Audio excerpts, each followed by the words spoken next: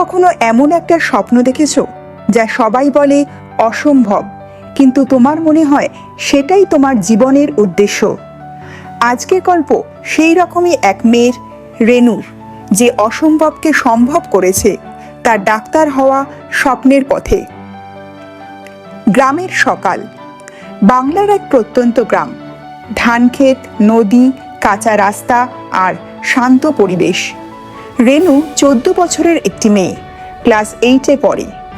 বাবা দিনমজুর, মা গৃহিণী। সংসার চলে কষ্টে, কিন্তু রেনুর চোখে অন্যরকম স্বপ্ন, ডাক্তার হওয়ার। সে ছোটবেলায় দেখেছিল গ্রামের অনেক মানুষ সামান্য চিকিৎসা না পেয়ে মারা যাচ্ছেন। তখন থেকে সে ঠিক করে বড় হয়ে ডাক্তার হবে, গ্রামের মানুষের চিকিৎসা করবে।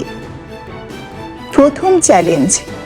রেনুর বাবা বললেন, মা, ডাক্তার হতে অনেক টাকা লাগে, আমাদের পক্ষে হবে না। রেনু দৃঢ়ভাবে উত্তর দিল, বাবা, আমি নিজে চেষ্টা করব। সে স্কুলে পড়ে ছোটদের পড়ানো শুরু করলো।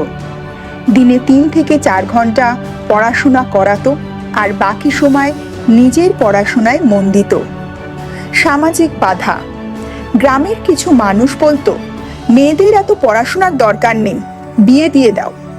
কিন্তু রেনুর মা শক্ত হয়ে দাঁড়ালেন, আমার মেয়ে ডাক্তার হবে, ওর পড়া আমি বন্ধ করব না। এখানেই রেনু বুঝল নিজের স্বপ্ন পূরণে পরিবারের সমর্থন কতটা গুরুত্বপূর্ণ। মাধ্যমিক পরীক্ষা। রেনু মাধ্যমিকে প্রথম বিভাগে পাশ করলো, কিন্তু উচ্চ মাধ্যমিকে বিজ্ঞান বিভাগে ভর্তি হতে বই, প্রাইভেট পড়ার খরচ, ল্যাব ফ্রি সব মিলিয়ে অনেক টাকা লাগলো। রেনু আরও বেশি করে টিউশন শুরু করলো। সে দিনে মাত্র 5 ঘন্টা ঘুমোতো, কিন্তু পড়াশোনা ছাড়েনি। কলেজ জীবন ও বড় পরীক্ষা। উচ্চ মাধ্যমিকে ভালো ফল করে রেনু মেডিকেলের প্রবেশিকার পরীক্ষায় বসলো। প্রথমবারে সে ফেল করলো। অনেকে বলল, দেখেছো, ডাক্তার হওয়া তোমার দ্বারা হবে না। কিন্তু রেনু হার মানল না। সে 1 বছর ড্রপ দিয়ে আবার নতুন করে পড়া শুরু করলো। আগের চেয়েও দ্বিগুণ পরিশ্রম করলো।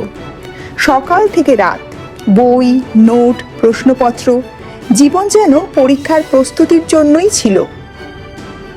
সাফল্যের দিন। পরের বছর ফল বেরোলো। রেনুর নাম তালিকায় প্রথম দিকে।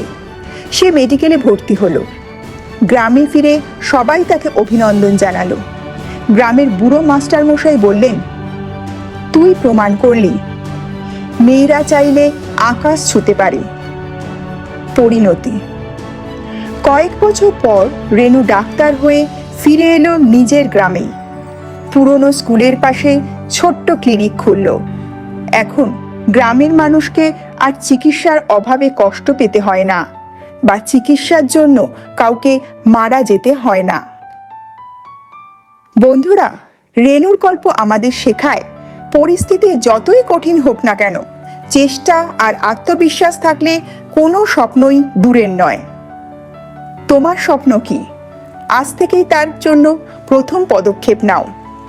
মনে রেখো, অন্যরা না বিশ্বাস করলেও তুমি যদি বিশ্বাস করো, তবে সেটাই সম্ভব। এই রকম অনুপ্রেরণাদায়ক গল্প পেতে এখনই সাবস্ক্রাইব করো চিন্তার চাবিকাঠি চ্যানেলটিকে। আর ভিডিওটি ভালো লাগলে লাইক ও শেয়ার করো, আর কমেন্টে লিখো তোমার জীবনের সবচেয়ে বড় স্বপ্ন কি।